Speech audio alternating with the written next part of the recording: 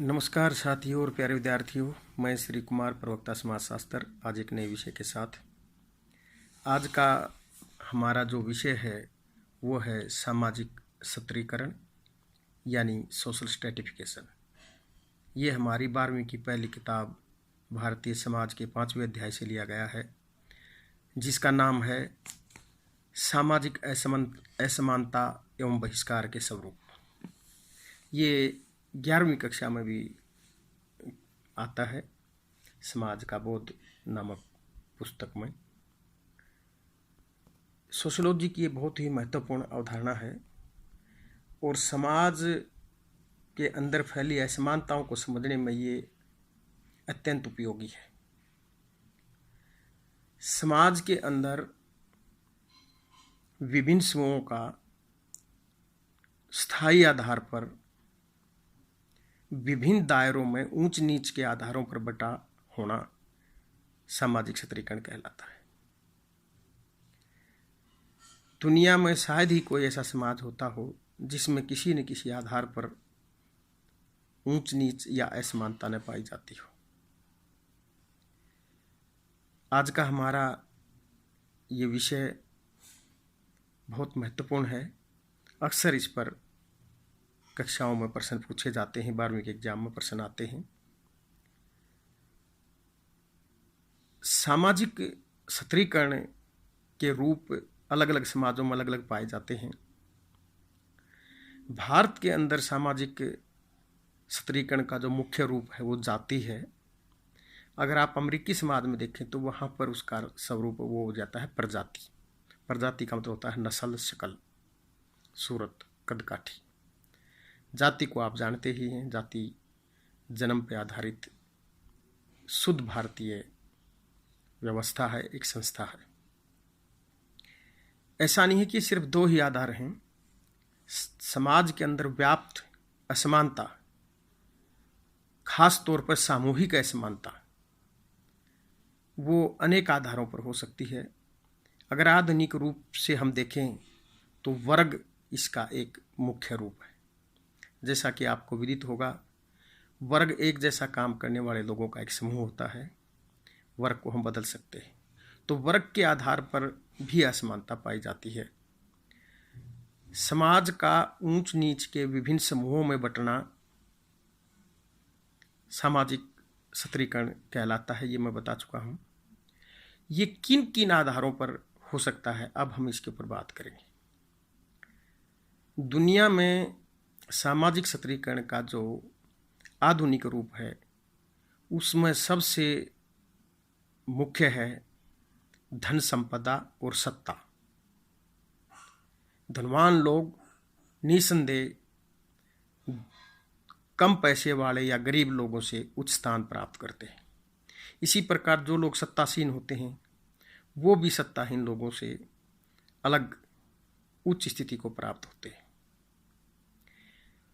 इसके साथ साथ प्रजाति, साउथ अफ्रीका प्रजातीयता के मामले में बड़ा बदनाम रहा है। वहाँ 80% कालों के ऊपर 20% गोरे लोग राज करते थे, जो बड़े प्रयास के बाद वो समाप्त हुआ। अमेरिका के अंदर भी बहुत ज़्यादा प्रजातीय भेदभाव पाया जाता है। यूरोप के कई देशों में ये पाया जाता है। तो प्रजाति सत्रीकरण का एक मुख्य आधार है। अगला है जाति, जो भारतीय उपमहाद्वीप की विशेषता है। एक बार जो आदमी जिस जाति में जन्म ले लेता है वो सदा सदा के लिए उसी जाति का हो जाता है, और अगर वो जाति सोकाल उच्च है तो उसको उच्च स्थान प्राप्त होता है। भले ही उसकी कार्य प्रणाली, उसका स्वभाव, उसकी बौद्धिकता कैसी भी हो, लेकिन उसको सामाजिक तौर पर उच्च स्थान प्राप्त रहेगा। अगला जो आधार है वो है लिंग। प्यारे साथियों, आपने महसूस किया होगा उच्च कुल की औरत भी लैंगिक असमानता या भेदभाव की शिकार हो सकती है। ये हमारे समाज के अंदर अति प्राचीन रूढ़ि है कि महिलाओं को कई मामलों में कई प्रकार की निर्योग्यताओं का सामना करना पड़ता है। उन्होंने कपड़े ऐसे क्यों पहने, उन्होंने ऐसा फैशन क्यों किया, पुराने ज़माने में तो शिक्षा दीक्षा के अंदर भी भेदभाव किया जाता था। तो लिंग भी सामाजिक असमानता यानी स्त्रीकरण का एक मुख्य आधार है।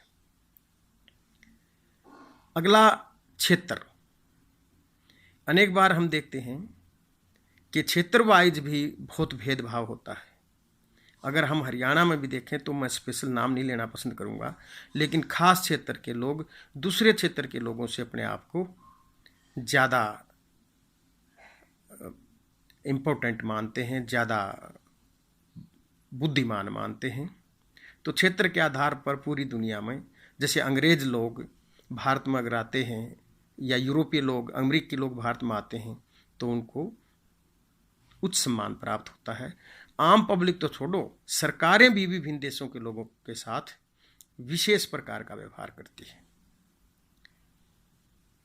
इसी के साथ जो स्त्रीकरण का जो आधार हैं और आधार हैं, उनमें समुदाय भी हो सकता है। हालांकि जाति और समुदाय मिलते जुलते शब्द हैं, लेकिन सामुदायिक तौर पर भी हम देखते हैं कि कुछ समुदायों को निम्न, जिसमें ये नहीं कि विशेष जाति की बात नहीं है, पूरा जातियों का एक समूह ही अगर हम देखें तो कमतर माना जाता है। एक जातीय समूह या सामुदायिक समूह है, उसको उच्च स्थिति प्राप्त होती है समाज में।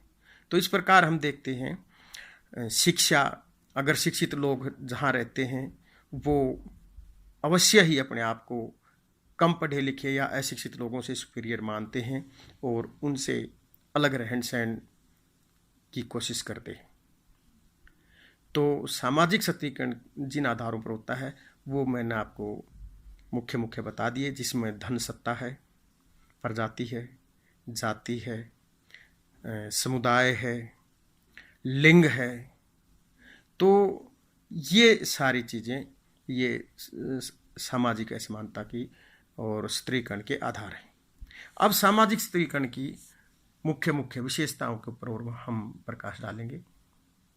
एक तो सामाजिक स्त्रीकरण की जो पहली विशेषता है वो ये है बच्चों कि ये व्यक्तिगत नहीं होता है, यानी कि एक आदमी दूसरे आदमी से कमतर है या सुपीरियर है या बढ़िया है। ये एक सामाजिक मामला है। पूरा सामाजिक तौर पर पूरे के पूरे समूहों के साथ ही गलत व्यवहार या कमतरी का व्यवहार किया जाता है। ये व्यक्तिगत मामला नहीं है। नंबर 2, किसी भी समाज में ऊंच नीच का, किसी न किसी प्रकार का भेदभाव पाया जाना पूरी दुनिया में बिल्कुल भी अजीब बात नहीं है, क्योंकि पूरी दुनिया में असमानताएं पाई जाती हैं। किसी न किसी प्रकार का स्त्रीकरण हर समाज में पाया जाता है, यानी ये एक वैश्विक प्रवृत्ति है। अगला है स्त्रीकरण को पुष्ट करने में, ताकतवर बनाने में स्थानीय धार्मिक मान्यताएं, विश्वास, ये बहुत बड़ा रोल अदा करते हैं, क्योंकि इनके द्वारा किसी को निम्न या उच्च बनाने के काम में बहुत मदद की जाती है। धार्मिक मान्यताएं सामाजिक स्त्रीकरण को मजबूत बनाती हैं कि ये आदमी या ये समूह जो है वो कमज़ोर है, मानसिक तौर पर कमज़ोर है, ये सुपीरियर समूह है। तो ये भी इसमें एक महत्वपूर्ण बात है।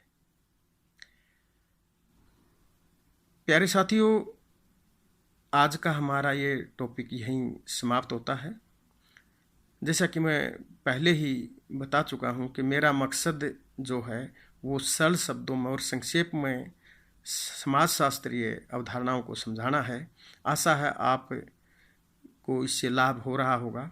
फिर भी अगर कोई किसी किस्म का कोई प्रश्न हो या कोई शंका हो तो आप कमेंट बॉक्स में जाके लिख सकते हैं। हमेशा मैं आलोचनाओं का स्वागत करूंगा। कोई सुझाव हो वो भी आप दे सकते हैं। धन्यवाद।